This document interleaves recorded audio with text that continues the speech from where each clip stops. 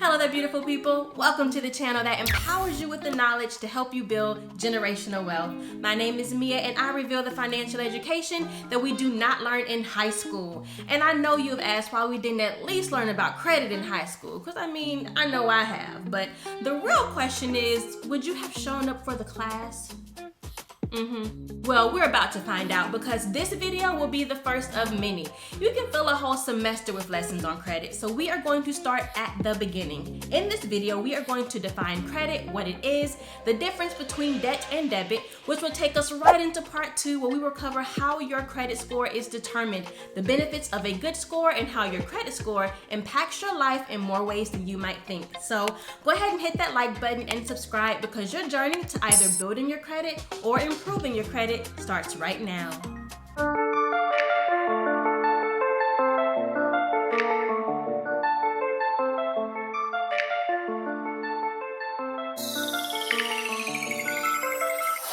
Jumping right into it, what is credit? A way of life? Because everybody uses credit, right? No. Okay, a wealth building tool, because I hear that one all the time. Oh, man. So what is it? Let's say you go to a furniture store and you want $2,000 worth of furniture, but you only have $25 in your bank account. It happens all the time. Now, let's say the furniture store offers financing. That means that they are willing to purchase your furniture for you, meaning you can walk away from the store with your furniture and the same $25 you walked in with. That's credit. Typically, it's what one uses when they cannot afford to purchase an item. If you don't have the cash on hand or the cash in the bank, or maybe you do and you just don't want to spend it, you can still buy things on credit. Credit is an agreement between the lender and the borrower that the borrower will repay the lender with interest. Interest. Credit ain't free. There is no bank offering to loan you money for a car out of the goodness of their heart.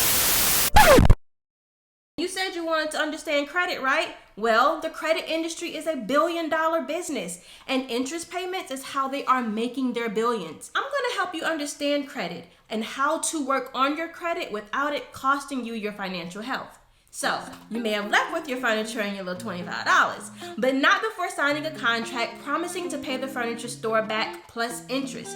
Have you ever seen, "We offer 0% financing"?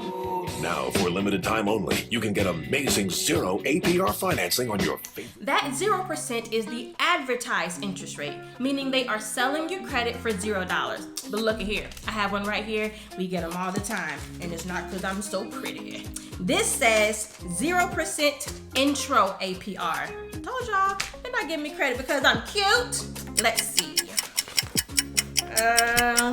That says that after 15 months, your APR, aka interest rate, will be 24.99%. 24.99%. That's 25%, y'all. And see, sometimes furniture stores and credit unions might even give you the option of not making any payments for the first 3 months. So while you're all, won't you do it? The financing company is like, yes, he will. Because while you could be making interest-free payments that don't cost you anything, instead you're not making any payments at all, increasing the chances that in 15 months, you will be paying them 25% interest. Let's do the math.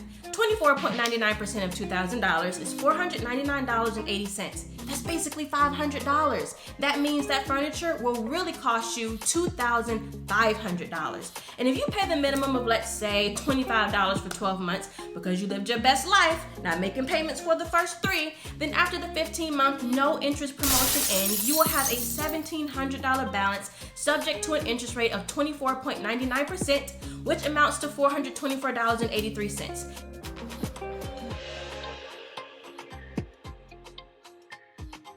And if you're taking notes, the higher the interest, the more credit will cost you.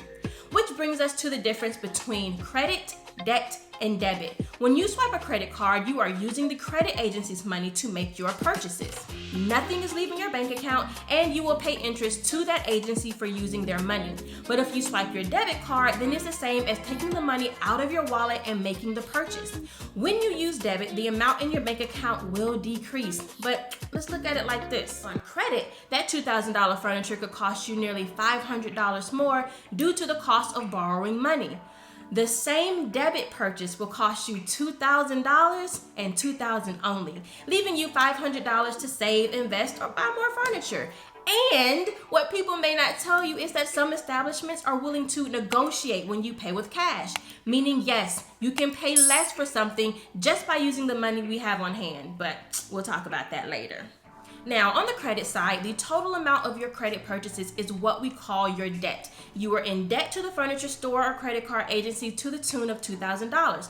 And the more you pay on it, the less debt that you have. And this is important because when you go to make bigger purchases, such as financing a car or getting a home loan, they will use your debt to income ratio to determine your eligibility. And we talk about that more in this video. But simply put, debt is a liability. It is a liability you owe, and the more debt that you have, the more you are seen as a potential liability to anyone else you owe money to or want to borrow money from. But that is essentially the breakdown. Credit is when you borrow money to make a purchase. Debit is when you buy things with the money you have either on hand or in your bank account. And debt is the total amount of credit purchases you have made that you now owe back to the respective credit agencies.